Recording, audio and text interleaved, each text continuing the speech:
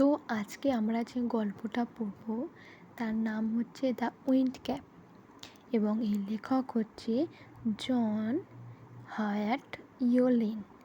ঠিক আছে, তো ইনি হলেন একজন আমেরিকান লেখক এবং তিনি প্রায় 280টারও বেশি বই লিখেছেন শিশুদের জন্য। তো এবার আসি দ্য উইন্ড ক্যাপ। এটি হচ্ছে একটি কল্পনামূলক গল্প এবং এর মূল চরিত্র হচ্ছে জন। তো এই গল্পটা আসলে একটা কল্পনা দিয়ে তৈরি, যেখানে একজন চাষির ছেলে এবং তার স্বপ্ন অনেক বড়। তো এই নিয়ে আজকে আমরা আলোচনা করব। তো এখানে আছে ফার্স্ট ইউনিট লেসন 1-এ there was once a lad who wanted to be sailor. তো এইখানে আর একবার বললি, there was once a lad who wanted to be a sailor. তো একসময় একটি ছেলে ছিল যে নাবিক হতে চাইতো, আর তার স্বপ্ন ছিল কি নাবিক হবার। বাট কিন্তু his mother would not let him go to the sea। মানে কিন্তু তার মা তাকে কখনোই সমুদ্রে যেতে দিতেন না। কেন দিতেন না? কারণ তার মা ভাবতেন যে সে হচ্ছে ঠিক চাষির ছেলে, সে সমুদ্রে নাবিক হতে চাইছে। তো এই নিয়ে তার মা ভয় পেতেন। তো আর একবার বললি, but his mother would not let him go to the sea. মানে তার মা তাকে সমুদ্রে যেতে দিতেন না। ঠিক আছে, চাইল্ড শিশুটি, what do you know of sailing. তো বাবা, তুমি নৌকো চালানোর সম্পর্কে কী জানো? মানে তার মা তাকে জিজ্ঞাসা করছে যে বাবা, তুমি নৌকো চালানোর সম্পর্কে কী জানো?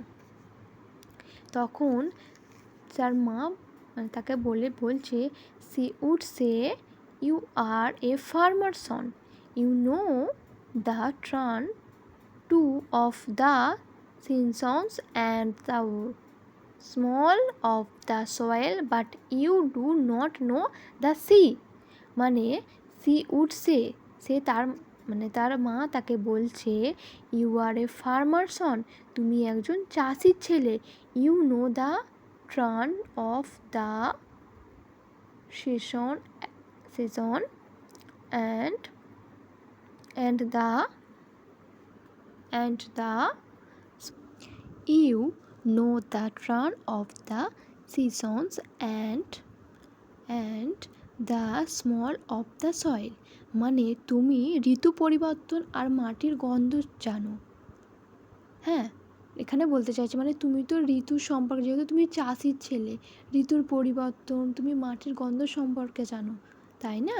বাট কিন্তু you do not know the sea, কিন্তু তুমি সমুদ্র সম্পর্কে তো কিছুই জানো না। তার মানে তার মা তাকে বলতে চাইছে যে তুমি চাষির ছেলে, মানে তুমি শুধু চাষ করা সম্পর্কেই জানো, তুমি যে সম্পর্কে জানো না, সমুদ্র সম্পর্কে তুমি কিছুই জানো না। এটাই তার মা তাকে বলতে চাইছে। তো এখানে এবার আছে now the boy whose name was John. Now the boy whose name was John, মানে ছেলেটির নাম ছিল জন। had always obeyed his mother, মানে সে সবসময় তার মায়ের কথা মেনে চলতো। ছেলেটির সবসময়, মানে যেই ছেলেটির নাম আমরা এখন জানতে পারছি, এখানে বলা হচ্ছে যে ছেলেটির নাম কিন্তু জন এবং সে কিন্তু তার মায়ের কথা সবসময় মেনে চলতো। So he want about his farm work with a heavy heart, মানে তাই সে মন খারাপ করে কাজ করতো। ঠিক আছে, মানে যেহেতু তার মা তাকে বারণ করেছে এবং সে তার মায়ের কথা শোনে, তো তার মন খারাপ হচ্ছে, কিন্তু সে কিছু করতেও পারছে না এবং কিছু বলতেও পারছে না। তো বাট কিন্তু did not again mention the sea, কিন্তু সে একবারের জন্য সমুদ্রের কথা আর বলেনি, মানে সে কথাটাকে সম্পূর্ণভাবে চেপে গেছে।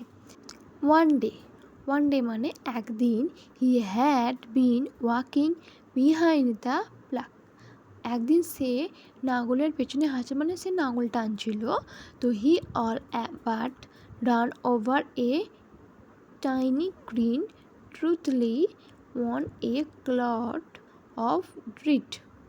মানে এখানে যদি আমি আর একবার বলি, he all but ran over a tiny green turtle, মানে সে প্রায় একটি ছোট সবুজ কচ্ছপের ওপর উঠেই যাচ্ছিল, মানে সে তো খেয়াল করেনি, সে প্রায় উঠেই যাচ্ছিল। তো এখানে অন এ ক্লথ অফ ট্রিটি, যা একটি মাটির ঢেলার ওপর ছিল, মানে কচ্ছপটি একটি মাটির ঢেলার ওপর ছিল এবং সে বুঝতে না পেরে সেটার ওপর পা দিয়ে দিচ্ছিল, মানে কচ্ছপটির ওপর পা দিয়ে দিচ্ছিল। তো হি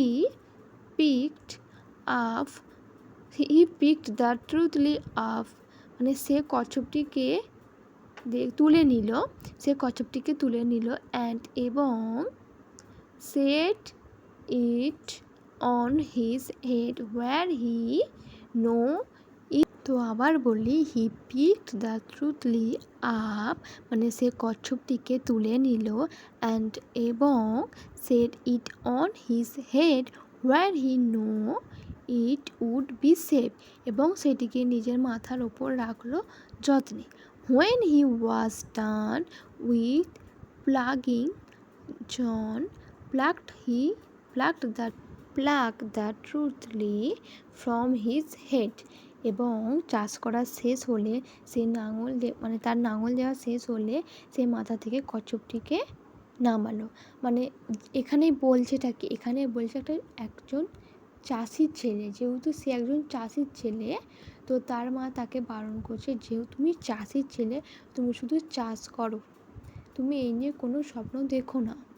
তাই সে তার স্বপ্ন, তার মায়ের কথা শুনে সে সব স্বপ্ন, যাকে বলে মানে নিজের মনের ভেতর চেপে ধরে সে চাষ করতে লাগলো, এবং তার সঙ্গে দেখা হলো একটি কচ্ছপে। তো এর বাকিটা অংশটা আমি পরবর্তী ভিডিওতে আলোচনা করব। আজ এই পর্যন্ত।